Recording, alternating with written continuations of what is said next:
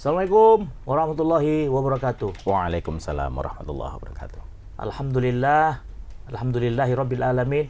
Wassalatu wassalamu ala asrafil anbiya'i wal mursalin wa ala alihi wa sahbihi ajma'in. Rabbi shrah li sadri wa yassir li amri wahlul 'uqdatam min lisani yafqahu qawli, amma ba'du. Yang kami hormati dan muliakan pemirsa Tribuners, khususnya yang beragama Islam dimanapun kalian berada, berjumpa kembali dalam program Mutiara Islam Tribun Medan bersama dengan Gema Santri Nusa. Adapun tema kita pada Jumat pagi yang berbahagia ini adalah takbir yang menista. Bersama saya Muhammad Rizky Ramon telah hadir di studio Tribun Medan Al-Mukarrom Al-Ustadz Ahmad Fauji, di mana beliau merupakan pembina daripada Gema Santri Nusa Provinsi Sumatera Utara. Assalamualaikum. Waalaikumsalam warahmatullahi wabarakatuh. Terima kasih atas waktu dan kehadirannya. Alhamdulillah. Dan seperti biasa Jumat pagi ini kita memberikan pencerahan terkait dengan Islam yang ada pada program kita di setiap Tribun Medan minggunya ya. dan Tribun Medan. Oke Ustadz, berhubung waktu dan tempat, saya persilakan kepada Ustadz. Silakan, tafadhol. Baik, assalamualaikum warahmatullahi wabarakatuh. Waalaikumsalam warahmatullahi. Innal hamdalillah nahmaduhu wa nasta'inu wa nastaghfiruh wa na'udzubillahi min syururi anfusina wa min sayyiati a'malina may yahdihillahu fala mudhillalah wa may yudlil fala hadiyalah. Asyhadu an la ilaha illallah wahdahu la syarikalah wa asyhadu anna Muhammadan abduhu wa rasuluhu la nabiyya ba'dah. Allahumma shalli wa sallim wa barik ala sayyidina Muhammadin al-Fatih lima ughliqa wal khatim lima sabaq nasiril haqqi bil haqqi wal hadi ila siratikal mustaqim wa ala alihi wa sahbihi haqqa qadri wa miqdaril azim. Amma ba'd. Pemirsa Tribun yang berbahagia, alhamdulillah saya bisa berada di Tribun lagi. Kali ini di studio yang baru ya, Yang pertama baru, kali ya. betul, Nah, kalau sebelum-sebelumnya berbeda kita ya. dengan set yang berbeda, ya alhamdulillah bisa berjumpa kembali. Kali ini seperti biasa saya mencoba untuk membawakan tema yang bisa dikatakan ngeri-ngeri sedap lah ya. Ngeri-ngeri sedap ya. Karena bagi sebagian orang mungkin ya yang pemahamannya Sempit. bukan masalah ngomong sempit. Iya. Terlalu pendek dan tidak Terlalu berpikir panjang, Oke. pasti akan menganggap ini, wah, iya. apa nih, kok takbir bisa menista gitu. Oke. Sama seperti tema-tema yang selalu saya bawakan sebelum-sebelumnya, pasti saya ingin sebenarnya untuk menggugah, biar yang lain juga atau para pemirsa sekalian itu ikut juga berpikir bahwa memang ada nilai itu terkandung di sana, seperti itu. Memang dari awal Ustadz sampaikan terkait dengan tema, ini bahaya nih. Takbir pun dipersoalkan, kan Iya, begitu ya, betul. Ustadz. Nah, jadi sebenarnya mau ingin saya tanyakan, Ustadz, apa sebenarnya yang perlu disampaikan terkait dengan takbir ini? Takbir ini kan sebenarnya kan kalimat kumandang ya, artinya Iya, betul. penegasan lah Betul, ya. bukan penegasan, bukan. Artinya mungkin bisa dibilang ini kan sebagai motivasi kita juga lah untuk dalam Bisa, kehidupan. tapi menurut Ustadz bahasanya seperti apa persepsinya? Ya, bahasanya begini. Takbir itu sebenarnya merupakan salah satu dari kalimat thayyibah, ya kan? Nah, sebelum membahas kelanjutannya, saya mau ngomong masalah sejarahnya dulu di Indonesia. Ya, di Indonesia takbir yang dikumandangkan hampir sama dengan seperti sekarang yang banyak ya saudara-saudara kita yang kemudian dikit-dikit takbir. Betul. Itu yang menurut saya agak kurang pas. Yang kemudian khawatir ada nilai penistaan di sana. Gitu. Itu makanya kenapa saya bawakan tema ini. Jadi kalau kita menilik sejarah, takbir itu dikumandangkan dengan sangat syahdu dan dengan menggugah hati, semangat itu ketika Bung Tomo. Ya.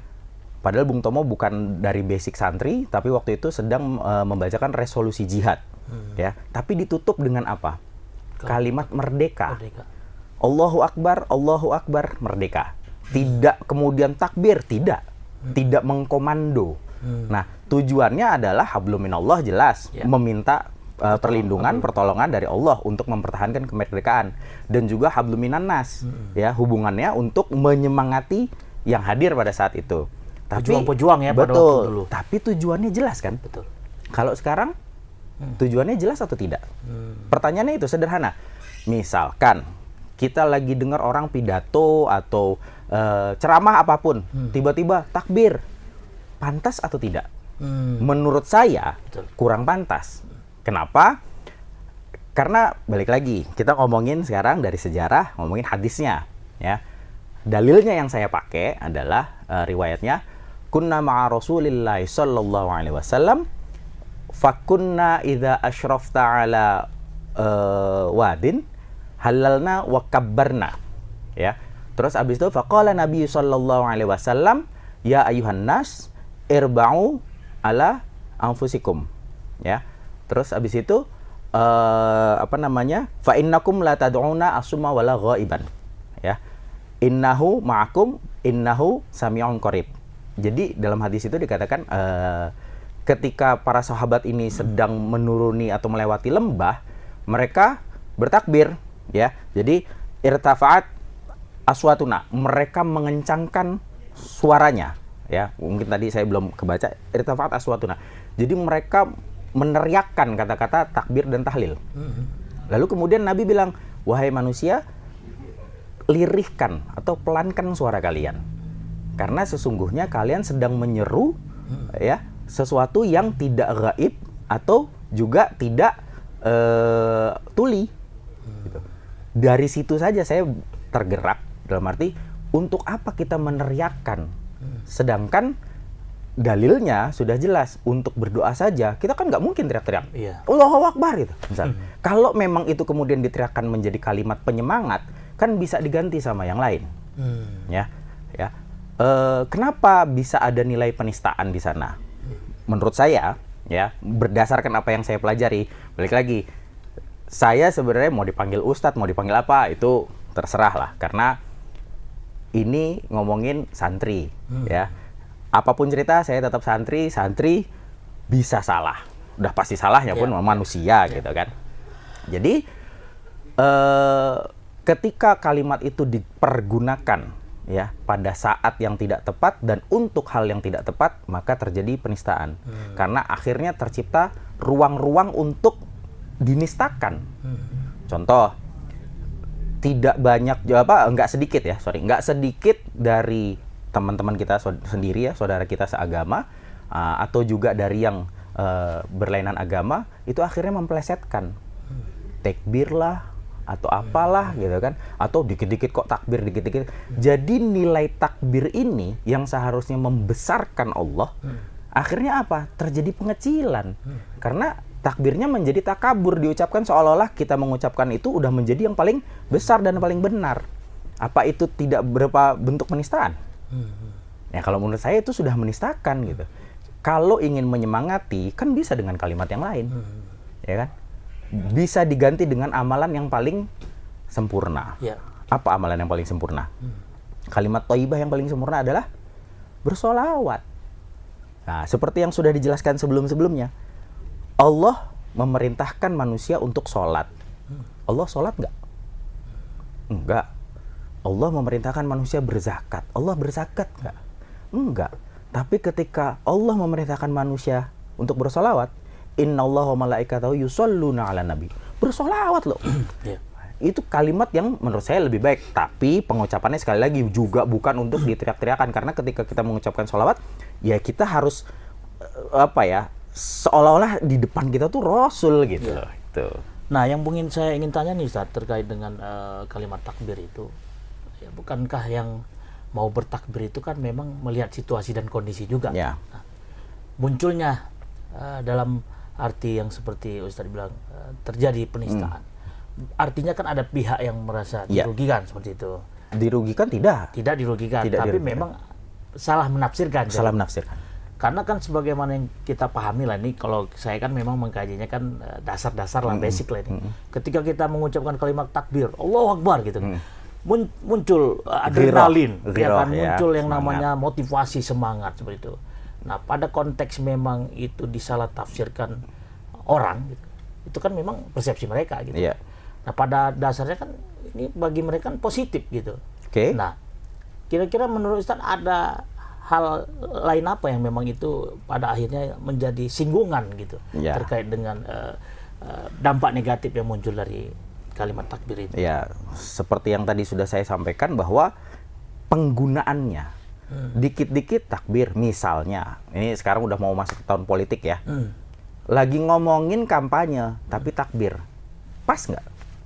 Ya. Sesuatu yang untuk kepentingan pribadi atau politik dan golongan gitu ya, kemudian menyangkut-nyangkutkan nama Allah, seolah-olah hal itu sudah pasti didukung sama Allah.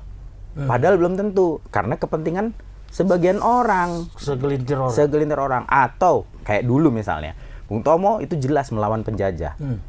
Mohon maaf, saudara-saudara kita yang ada saat ini kadang-kadang suka meneriakkan takbir seolah-olah misalnya untuk berdemo, melawan pemerintah.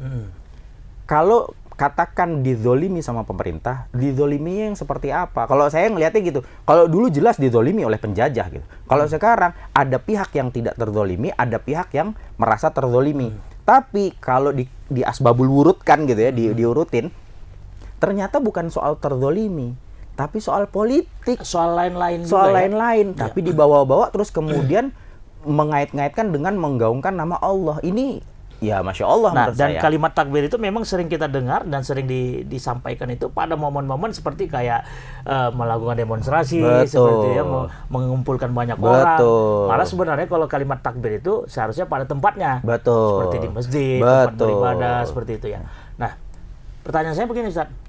Apakah kalimat takbir itu yang sering kita dengar ketika kita bertakbir Allahu Akbar, setan semua pada lari Ustaz?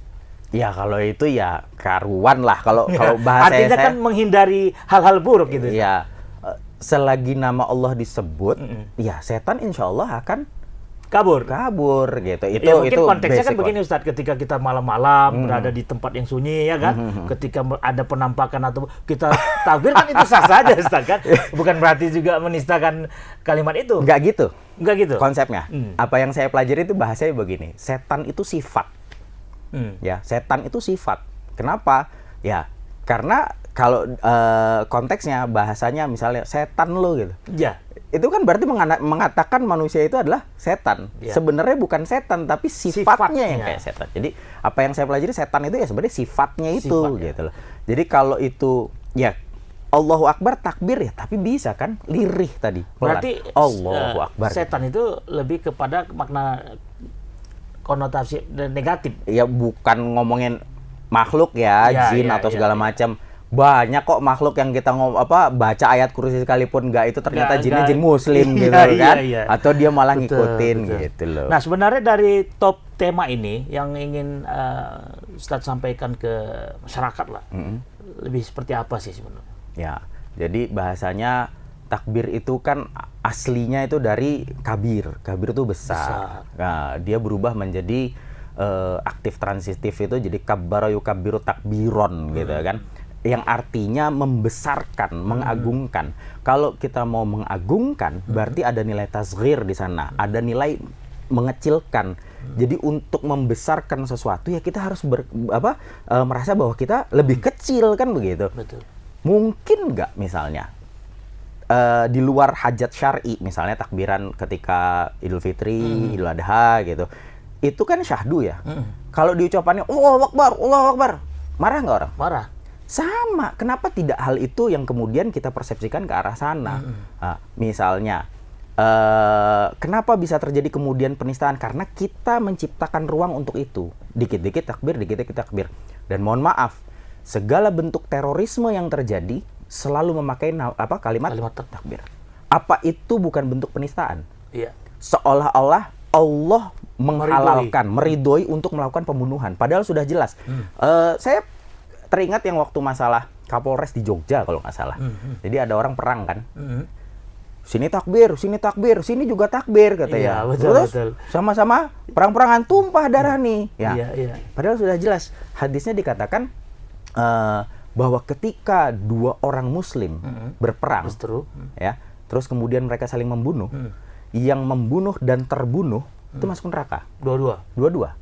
Nah, sahabat bingung kan nanya, kalau yang membunuh karuan, iya pasti. Tapi kenapa yang terbunuhnya juga masuk neraka? Yang membunuh dan terbunuh masuk neraka ya. Kenapa kemudian yang terbunuh juga masuk neraka? Rasul bilang, karena dia juga niat membunuh. Betul. Jadi nggak boleh, apalagi kita gunakan untuk berperang melawan sesama muslim. Betul. Itu kan merupakan penistaan, seolah-olah Allah meridhoi perbuatan pembunuhan atau demonstrasi atau apapun itulah. Makanya ya saya ingin coba menggugah bahwa sudahilah gitu lah penggunaan kata-kata kalimat thayyibah ini untuk digunakan yang tidak seharusnya tanpa ada hajat syar'inya gitu loh. Jadi kalau tadi ilustrasinya polisi tadi di sini takbir dan polisi tadi takbir, yang nggak takbir juga bingung ya kan? Kenapa yang sesama takbir saling berseru begitu Ustaz. Nah ini Ustaz terkait dengan ya oke lah mungkin ini juga harus kita betul-betul pahami ya sebagai kita lah di dalam takbir itu sendiri kan berarti kita harus melihat ini orang takbir intonasinya seperti apa, maksudnya seperti apa kan begitu ya. Karena memang terkait dengan intonasi nih Ustaz, apakah memang intonasi itu berperan terhadap kalimat takbir tersebut? Jelas juga. Ya contoh gini misalnya Bang Ramon hormat sama atasan, manggil Pak gitu. Dengan manggil Pak. Gitu. Enak mana? Udah ada muncul makna yang berbeda. Ya? Apalagi kita memanggil Sang Pencipta. Kita lagi membesarkan Sang Pencipta loh, tapi kok teriak Allahu Akbar gitu. Lah terus kita siapa gitu. Nah, bagi yang nggak tahu dalam hal melafazkan itu tadi Ustaz, ada sisi tafsir yang negatif lah terhadap takbir itu. Apa yang mereka harus lakukan sebelum melakukan takbir itu? Ya, makanya perbanyaklah bacaan, perbanyaklah ngaji dengan guru-guru yang bisa dipercaya gitu ya, dengan sanadnya yang jelas gitu ya. Jadi nggak semena-mena main asal ikut-ikutan saja. Betul. Terkadang kita cuma hanya sekedar oke, hormat kepada guru ngomong kayak begitu kita ikut. Padahal banyak juga ulama yang bersepakat bahwa tidak suka tuh dengan kalimat teriakan-teriakan takbir. Lebih baik diganti shollu ala Nabi Muhammad. Nah, itu juga lebih shollu nggak diteriakan gitu. Yang pada sesungguhnya Allah itu sebenarnya menyarankan kita untuk bersolawat. Maka sering beberapa goyonan nih di komunitas misalnya kan di masyarakat. Mungkin Ustadz bisa nanti menyampaikan sudut pandangnya. Jadi pada kesannya seperti ini Ustadz. Ketua yang takbir, Laskar takbir, ketua yang cair. Nah, itu kan jadi negatif tuh Ustadz. Itu penistaan juga kan? Penistaan ya. Seolah-olah takbir dikumandangkan untuk mendapat duniawi. Untuk mendapatkan sesuatu. Banyak dipergunakan demo-demo tak jelas. Betul. Ya kan? Apakah itu bukan menistakan agama kita sendiri? Ya, agama ini ya yang sering saya sampaikan, agama ini adalah tuntunan, bukan tuntutan. Tuntunan. Ya. Menuntun berarti. Menuntun, bukan menuntut. Kalaupun misalnya katakan berapa kali orang banyak demo membela Tuhan, membela Allah. Oh, saya coba ngutip kata-kata Gus Dur di dalam bukunya kan, Tuhan tidak perlu dibela.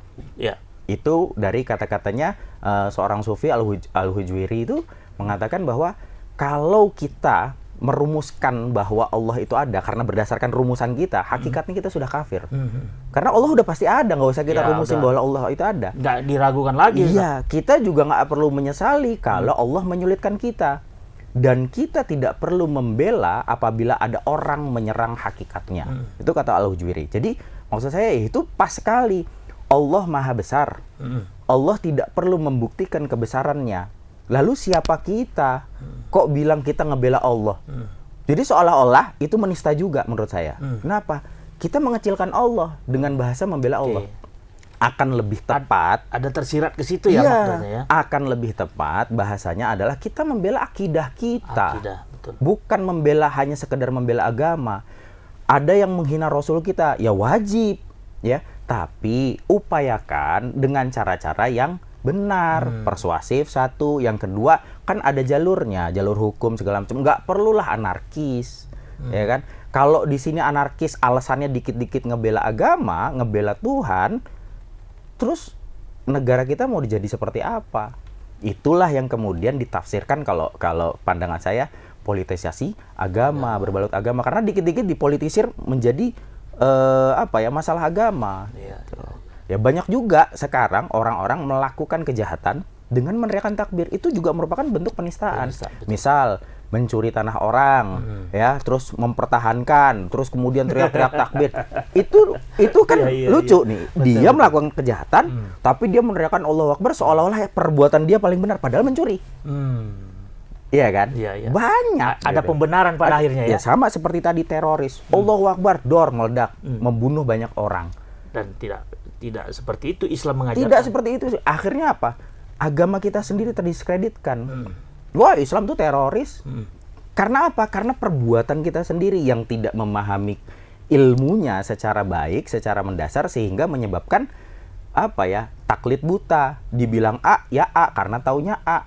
Contoh saja misalnya perbedaan kunut sama nggak kunut. Nah, ini kan sering dibahas, perdebatan tanpa henti. Ini kalau pertandingan sepak bola udah ibaratnya tuh pertandingan klasik gitu ya, udah klasik. Tapi kan kemudian sekarang sepakat, ya yang penting bukan masalah kunut tidak kunut, tapi yang masalahnya adalah sholat subuh apa enggak kan? Iya kan jadi itu ya benar. Iya. Nah menurut Ustadz ini, jadi pada akhirnya kalimat takbir itu sepantas dan seyogianya itu kita tampilkan ataupun kita ucapkan di mana? Ya seperlunya ya. Dan ketika momennya yang pas. Waktunya juga pas. Kan nggak mungkin Allahu Akbar dalam kamar mandi. Berarti dalam kegiatan beribadah ya? Kegiatan beribadah, berzikir jelas, atau melihat sesuatu, atau kagum kan bisa pakai subhanallah, bisa pakai Allahu Akbar, atau kadang marah pun bisa diredakan dengan kalimat thayyibah itu kan. Betul. Allahu Akbar. Kan itu kan kita sebenarnya marah tapi nahan gitu loh. Tapi dengan tidak intonasi tinggi. Ya kadang-kadang orang, saya tidak menyalahkan bahwa ini memang kalimat thayyibah yang memang harus sering diucapkan agar kita juga terbiasa kan. Betul. Nah, ada orang kaget, Allahu Akbar gitu kan, kaget. Itu bagus menurut saya. Betul. Karena apa? Karena dalam kekagetannya dia ingat sama Tuhannya. Tapi itu bukan bagian syiar juga tuh, Bang? Iya, bagian syiar lah. Syiar ya, artinya sah-sah saja. Sah-sah saja, tapi ya itu dia tadi, penempatannya, penggunaannya. Kalau saya kan menyorotinya dalam hal melakukan misalnya, mohon maaf, di Indonesia itu baru banyak beredar lagi mungkin sekitar tahun 2004 kali ya. Kalau nggak salah ya, 2004-an lah. Ya, penggunaan takbir ini masif. Karena saya ketika kecil tidak pernah tuh merasakan ada berita-berita dikit-dikit takbir, nggak pernah. Bahkan saya belajar di pondok pesantren pun tidak pernah diajarkan seperti itu, gitu. Dan itu kalau saya lihat telusur balik lagi sejarahnya, meniru kelompok yang di luar sana. Coba kita lihat di luar sana, melakukan pembantaian, melakukan pembunuhan, ini kafir. Allahu Akbar, bunuh orang. Apakah Islam mengajarkan seperti itu? Tidak. Apakah Islam memang menyuruh kita untuk membunuh? Buat orang-orang yang tidak belajar lebih banyak, tidak belajar lebih mendalam, pasti akan diartikan seperti itu saja. Karena memang ada ayat yang menyatakan dan bunuhlah mereka, orang-orang kafir. Tapi asbabun nuzulnya itu ayat seperti apa? Harus dipahami. Seperti edisi yang sebelumnya saya pernah jelaskan ayat itu bahwa itu diturunkan ketika kondisinya memang lagi berperang. Kalau kita nggak ngebunuh, ya kita yang terbunuh. Kita melawan orang kafir. Lah sekarang itu mau dipakai. Nah, kita lihat Al-Hujurat lah. Sudah jelas-jelas kita diciptakan berbeda-beda. Bersuku-suku. Untuk apa? Saling mengenal. Bukan untuk saling membunuh. Bukan untuk saling menghujat juga di situ. Itulah yang namanya Islam rahmatan lil alamin. Betul sekali. Nah, jadi Ustadz terkait dengan persepsi Ustadz terkait dengan orang yang masih kekeh dengan mempertahankan bahwasannya takbir itu berbeda dengan takbir yang kita maknai. Balik lagi, silahkan saja. Kalau saya istilahnya untuk menyudahi diskusi seperti itu, kalau tetap bertahan, kan saya tadi punya dalil bahwa Rasul melarang kita untuk berteriak, mengucapkan kalimat-kalimat thayyibah. Termasuk juga berdoa. Harus dilirihkan, orang kita lagi minta kok. Gitu kan. Kalau mereka punya dalil sendiri, ya sudah. Buat saya lana amaluna walakum amalukum. Bagi saya amalan saya, bagi kalian amalan kalian. Jadi kalau mau berdebat, kenapa tidak dijadikan saja, ini usulan saya gitu. Kenapa tidak dijadikan saja bahsul masail, ulama-ulama berkumpul, kira-kira gimana nih kalimat? Biar apa? Umat juga tidak terombang-ambing. Betul, dan diambil suatu kemufakatan para ulama. Tapi biasanya itu pun belum tentu diturutin. Orang ada tauziah, rekomendasi atau fatwa MUI saja mungkin belum tentu banyak yang pakai. Kita gitu. Memang selama ini kurang terkait dengan ijtihad kali itu. Mungkin ya, balik lagi, terlalu banyak orang yang dengan pemahamannya sendiri-sendiri yang kemudian ingin mengedepankan pemahamannya itu, akhirnya bikinlah organisasi yang akhirnya terpecah-pecah. Betul. Ya, misalnya kita ngomong organisasi ini sebenarnya bukan madhab gitu, bukan sebuah thariqat, bukan gitu. Tapi kan fikroh. Nah, tergantung bagaimana cara kita menyikapi fikroh ini. Gitu. Luar biasa nih Tribuners ya. Ini bagi Tribuners yang kalau ngikutinnya nggak dari awal, ini mungkin bawaannya HP itu mau dilempar aja Ustaz ya. Tapi memang pada prinsipnya ini kan melalui pendapat Ustaz sendiri, dan bagaimana bukan pendapat saya sendiri, tapi berdasarkan keilmuan yang dipelajari. Dan memang itu tinggal dikembalikan kepada Tribuners. Nah, ini Ustaz terkait dengan sesi akhir, mungkin ada yang mau disimpulkan dalam tema kita pada pagi hari ini. Silakan Ustaz. Ya. Jadi kalau berdasarkan apa yang sudah kita diskusikan tadi, bahwasanya gunakanlah kalimat takbir itu pada saat dan waktu juga tempat yang tepat gitu. Juga tidak perlu kita membesarkan nama Allah dengan berteriak, ya, karena dari hadisnya dikatakan bahwa sesungguhnya yang kita seru itu tidak tuli dan juga tidak gaib gitu. Allah bersama kita, Allah dekat dengan kita, dan Allah Maha mendengar. Jadi tidak perlu kita berteriak-teriak, dan jangan pula kemudian melegalkan kalimat takbir ini dengan bahasa untuk membela agama. Padahal ada juga porsinya mungkin agama itu menjadi ternistakan atau terhinakan karena kita duluan yang tanpa sadar menghina agama lain. Ini mohon maaf, banyak sekali ustadz-ustadz atau ulama ketika berceramah, ketika melakukan pengajian, secara tanpa sadar mungkin menghina agama lain. Padahal dalam Al-Quran sudah jelas dikatakan, janganlah kamu hina sesembahan mereka yang mereka sembah selain Allah. Intinya kita tidak boleh menghina sesembahan selain Allah gitu. Jadi maksudnya apa? Sama aja kayak kita dulu waktu kecil, ya. Sering kan dulu yang namanya ngejek-ngejek dengan nama orang tua, ya, nama bapak, nama ibu misalnya. Ketika dipanggil, akhirnya diejek kembali, nama siapa yang diejek? Bukan kita, bapak kita juga yang diejek. Sama, Allah dalam ayat itu mengatakan, lu jangan menghina Tuhan mereka, nanti yang terhina jadi gua, bukan elunya, kan begitu bahasa. Tapi kan bagi yang tahu nama bapak kita kan Ustaz, kalau yang nggak tahu kan bingung juga dia mau ngejek seperti apa. Analoginya seperti itu.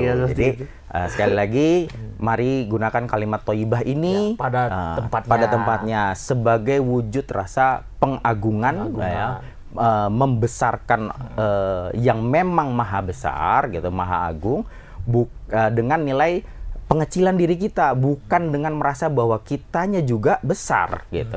Jadi kalau dalam beberapa artikel juga dikatakan takbir yang takabur jadinya. Takbir yang takabur. Iya, karena kebalikannya takbir itu atau kabir itu takabur. Jadi membesarkan, bukan membesarkan orang lain, tapi merasa diri besar gitu. Dan pada akhirnya diplesetkan. Oke, itu aja Ustaz. Yang pada intinya memang Allah itu dekat. Baik Tribuners, demikianlah bincang-bincang kita bersama dengan Ustadz Fauzi ya, dalam tema takbir itu takbir yang menista. Takbir yang menista. Jadi semoga apa yang kita diskusikan, perbincangan ya paling tidak bisa menambah khasanah keislaman ya. Amin. Dan bagi yang memang agak bertolak belakang dengan persepsi yang disampaikan oleh Ustadz tadi ya, mungkin bisa mengiktibarkan atau mencarilah, mengkaji lagi lebih dalam terkait dengan hal tersebut. Tetap ikuti program Tribun Medan, follow, like, and share seluruh akun sosial media Tribun Medan, baik Instagram, Facebook, dan juga YouTube.